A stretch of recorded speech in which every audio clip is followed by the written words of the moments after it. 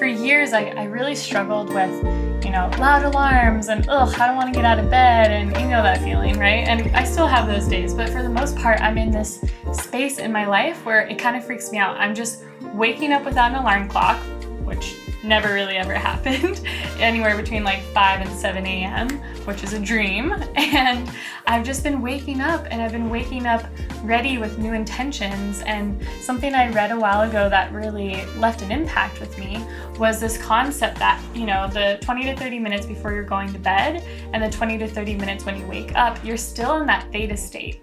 And we hear that word thrown around a lot, but really what it means is that is the state where you're still in your subconscious. So this is this bridge where we have this opportunity to begin to reprogram our subconscious. And our subconscious is what's running our script, that voice in the back of your head all day that doubts things and questions things and thinks you're small and thinks you're not good enough, those kind of thoughts. This is the time that you can start to really re-imprint, reprogram what you want. So I kind of took that to an extreme.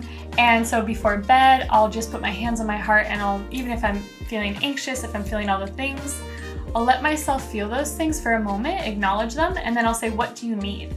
And then I just start imprinting what I need and what I want, and then I fall asleep like that. One of my Ayurvedic doctors taught me that, that saying, they got out of bed on the wrong foot? Have you heard that expression? They got out of bed on the wrong foot? What that is actually is you have different channels through your body. So if you breathe in the morning, you'll see me go through one nostril, through the other, and usually one side is more clogged or open than the other. So the more open side, like today was my left side, I'll step with my left foot out of the bed. So the first thing to touch the floor is that left foot. And apparently that just keeps that channel of energy flowing that way for the day. I trust my Ayurvedic doctor, so I go with it, and now it's a part of my practice. So that's the first thing I do when I wake up. I go to the restroom, and then I come back, and then that's when my practice really, really begins. I tune in, I check in with my heart, I see what I'm feeling. If I'm waking up anxious or angry or resentful or worried or thinking about things, I try and just pattern interrupt and really check in to see what is my truth and how do I want to feel. And so I kind of begin to come back to my center first thing. And that's a really, really powerful thing because, sometimes your dreams can be crazy. You can wake up with wild dreams. And so just recentering. And then as I'm recentering, I'm like, okay, I'm centered. The next question to myself is, did I have any dreams? I've really been working the last few years to remember my dreams. And I think the more that you go to bed saying, I would like to remember my dream when I wake up, and in the morning within the first, 20, 30 minutes, asking yourself, what did I have any dreams and what were they? So then I ask myself about my dreams. From that space, I'll grab my journal and I just start journaling. And sometimes I'll write down a few bullet points of my dreams so I remember, but I'll be imprinting that dream into another app on my phone that I'll share later. And then from there, I let myself free flow. I let myself free flow as I journal, and sometimes it's sloppy, sometimes it's cursive, sometimes it's slow and really neat, but I just let whatever's coming through come through. And then after I free flow for a while, usually I'll string in some gratitude in there. Nothing like starting your day with some gratitude, even just for fresh water, your health, even for your anxiety, even to feel something, whatever you can be grateful for. And then I usually check in and I'll ask myself, what's my mantra for the day? What's kind of like my background cheerleader voice that I'm going to be having throughout today? And today mine was, I am powerful, confident, abundant, and sexy. Let's go with it. Not normally something I'd share out loud, but I just want to be really authentic, and that's what it was today. And so throughout the day, I'll kind of be, if I'm feeling down or if I'm in the shower, so if something's happening or I'm overwhelmed, I'm just like, no, I am powerful, confident, abundant, and sexy, whatever those words are that day. And it kind of becomes your background cheerleader, which I find really powerful. I also love to wake up and just acknowledge my dog Faye, and today her sister Lily was here as well, so just getting to love on Lily, who's my friend Blue's doggy, and Lily is Faye's sister, so it's really easy to just love on her. And then from there, opening the curtains, letting the light in, journaling a little bit more. From that space, I grab my phone, and I don't really like to look at my phone, but I do like to kind of keep this track of my dreams. And our friend 11 showed me this really cool app called Capture, and I'll link it in the description.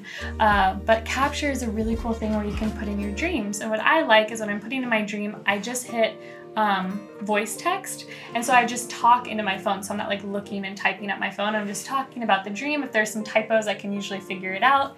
I add an image and then it's saved and it's good to go.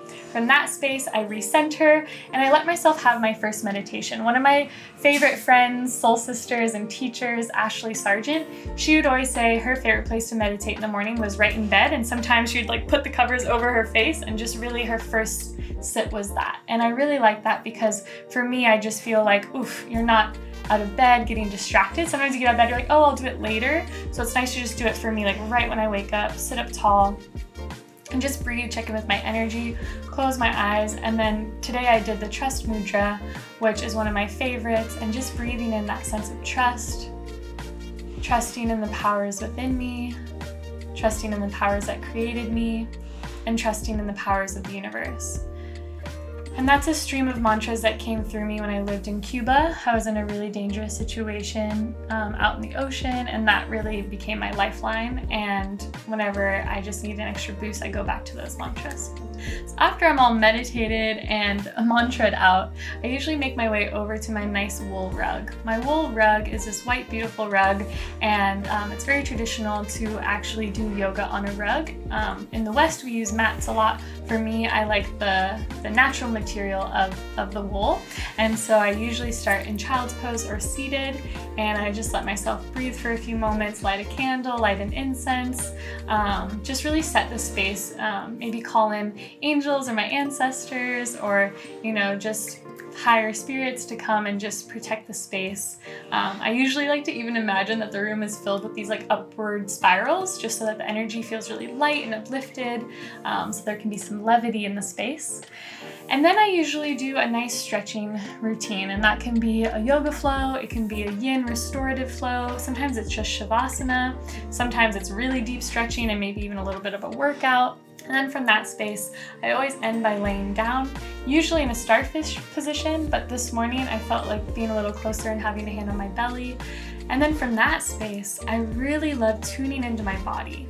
So whether you want to call it Reiki or just energy medicine or just being aware of your energy, I love placing my hands all over my body and just really tuning in like, okay, womb, gut, belly, how are you doing? Breathing into you, sending you light and love, good.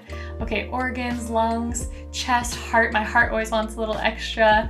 My eyes, our blessed little eyes that do so much for us, just giving them a little boost of love.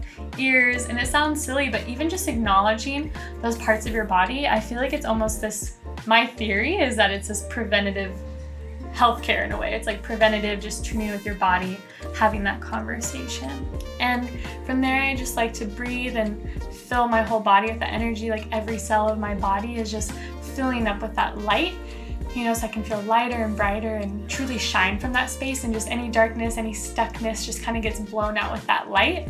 And then, dun dun dun dun, comes the animal cards or some kind of cards. I don't pull cards every morning, but it is really nice to just kind of like bring some play in. Like I kind of channel my inner 5 to 8-year-old self, and I'm just like, cool, I'm gonna pick a card. And it's funny what card comes through, right? And there's always a nice message, and to me, it adds to my day, and it feels like a nice little fun treat. Today I pulled the Lion card, which was hilarious because in my practice this morning, I was going, and that's lion's breath, and I am a little lion, I'm a Leo, so really appreciate this card. And like I said, my mantra this morning was, I am powerful, confident, abundant, and sexy. And the first word of this card is all about power and coming into your power, and not to overpower others, but just to claim your place in the world. Like, I am here, hear me roar, this is my roar. So very cool, very much appreciate that card. One of the last things I love to do is I've been obsessed with working out, and my good friend Evan just taught me that, I used to think of working out as like you have to go to the gym for like 3 hours a day to really get the body you want and do all the things. But what he taught me is really just even doing 10 to 20 minutes a day, even like once a day, twice a day, even every couple days, will start to really build that tone that you want and just make you feel a little stronger and fitter. And so that's what I've been doing. And it's kind of been an obsession now where I'll do it morning and night. And I just pick a few things each day to do on a few different parts of my body. And that's all I do. So I usually just grab a band and my little stretchy band thing. Yeah, and so if it's really cold, then I'll do it in my room. But if it's nice enough, I love going to the yard, getting my bare feet on the earth, seeing my roommates as I walk into the yard usually, and just getting myself out of my room. I'm very much a homebody energetically, and so sometimes it's really hard to leave my room, and I find that's when I can kind of get in these cycles of like a little more depressed, a little more anxious. So if I can get myself out of my room within like the first hour of honoring my practice and then getting out of my room, even for a few moments, I already feel like I've done something. I already feel like I've seen people, been outside, Faye got to go outside, my dog. It just feels like a little more complete. When I'm done with that, I love coming up to my room and just really getting clear with what I want to do that day. So I usually take a picture of my whiteboard from the day before, and I have a whiteboard folder on my phone in case I ever need to reference it. If you know me, you know I am literally in love with whiteboards. I think you can manifest anything through a whiteboard. So I have a very dedicated whiteboard ritual and practice, and maybe I'll make another video on that alone. There's some crazy stories I have with whiteboards. We'll pin that for another time. And today it's just more, it's Monday, so it's something that I like to do, and I usually do half the board of mantras, of things I want to remember, things I want to feel, patience, calm, remember to dance, remember to sing, take a break, go for a surf, like little reminders to myself. And then the other half of the board, I like to put more like logistical things, administrative things, creative things to actually complete, right? Your actual to-do list. But I think it's nice to have the balance in both places so that I'm not just looking at affirmations and not staying grounded in my work, and then also not just doing work and not staying grounded in my mental and emotional and spiritual health. So I like having that balance.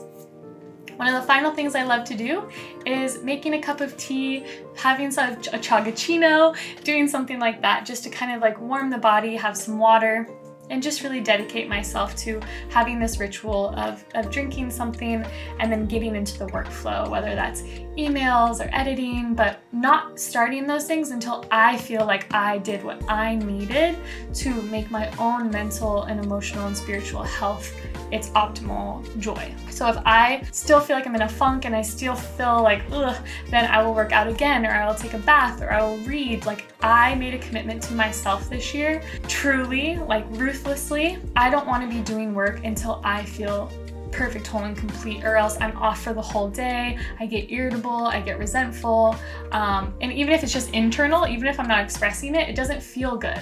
So if this is our one precious life in these bodies, I want to feel my best as much as possible while still working hard. So that's kind of been my trade, if you will. And if I'm waking up at 5 or 7 doing this anyways, it usually gives me a good buffer of time to get this happening. From that space, like I said, I'll either take a bath or read a book or do something else that feels a little nourishing. Maybe I'll crawl back in bed. And then at that point, feeling what my body wants for food. And that's the next step of how my next day kind of goes from rising ritual into the day of what do I really want to eat. And then I usually close my eyes and I'm like, oatmeal, does that feel good in the body? Juice, smoothie, avocado toast. Okay, I don't know yet. Maybe I'm just going to keep drinking water and tea until my body knows what it wants. That's a whole nother story for honoring what your body wants to eat. But that's been a really good practice for me as well. So anyways, I hope that you found this video really, enlightening, inspiring. Maybe it's things you've all already seen before, but hopefully there's that new energy of trading it from a to-do list to really a inspiration list. Like, how do you want to feel in the morning? And that's why I love, really checking in with, how do I want to feel? Okay, how do I feel right now? Shifting that, really claiming your center from the start of the day. So that way, as the day goes on, you're not getting thrown off by what your culture, or what your family, or what your friends, or your roommates, or your phone, or whatever says. You're not getting pulled from your center. You're starting your day with your strong spine from that space, and then flowing out into the world from that very authentic person that I know that you are. So much love. Ciao. Thank you so much for watching, and I hope this video leaves you feeling lighter and brighter and that you enjoy the rest of your day. Hope to see you soon. So much love. Mwah. Kiley Mac.